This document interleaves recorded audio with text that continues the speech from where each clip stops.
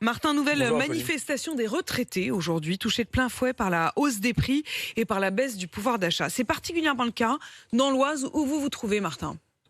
Oui, Apolline, dans le département, un quart des habitants a plus de 60 ans. Alors avec Mao Becker-Granier, on s'est rendu en pleine campagne dans la petite ville d'Ercuis, rencontrer Anissa, 70 ans, les très fatiguée par une vie de travail de ses 18 à ses 61 ans, avant le licenciement, le chômage, puis la retraite.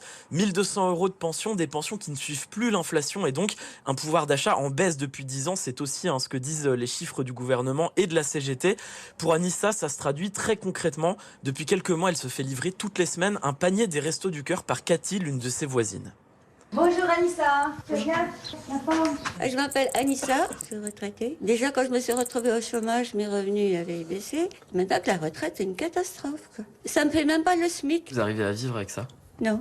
Moi, je ne vis plus pour moi. C'est pas une vie. Je sors plus, j'ai plus de vie sociale, rien du tout. J'ai plus aucun plaisir. Ouais. Je me force. Et puis, pourquoi je suis encore en vie?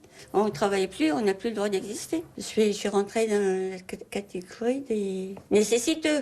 C'est triste d'en arriver là, franchement, c'est triste. Ça me bouleverse. Je supporte pas qu'au jour d'aujourd'hui, on a des gens qui sont dans des situations aussi difficiles. C'est pas possible.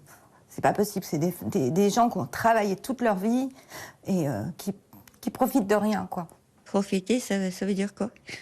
Demain, il y a un candidat qui passe dans votre commune. Qu'est-ce que vous voudriez lui dire? Je lui fermerai la porte au nez. Parce que j'y crois plus, c'est tout.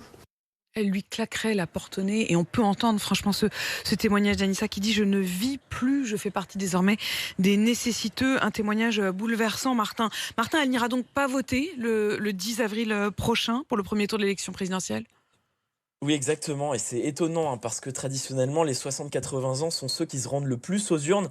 Mais en fait, ce qu'il faut voir, c'est que les seniors qui votent, ce sont surtout les moins touchés par la précarité et la solitude. Et justement, c'est le cas de Monique, retraitée à Beauvais, très impliquée dans la vie locale.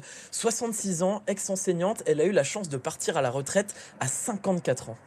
Pour moi, c'est important d'avoir des liens familiaux, sociaux, associatifs, donc de faire des activités juste plaisir, le ciné, le resto, le yoga. Vous avez déjà une idée pour qui vous allez voter? Fort probablement écologiste. Entre le monde qu'on laisse à nos enfants et nos petits-enfants, et ça, en plus, je ne comprends pas pourquoi il faut travailler plus. Avoir bossé toute sa vie et arriver à la retraite tellement cassé qu'on ne peut plus faire grand-chose, c'est un bénéfice pour personne, ni à titre personnel, ni pour la société. Je pense que j'ai vécu une époque peu doré quand même. Pour la génération des enfants et des petits-enfants, rien n'est plus acquis de la même façon. C'est un monde beaucoup plus incertain. Avec effectivement... Voilà, Oui, pardon, allez-y Martin. Voilà, non, mais peur pour l'avenir, justement, elle disait un monde incertain.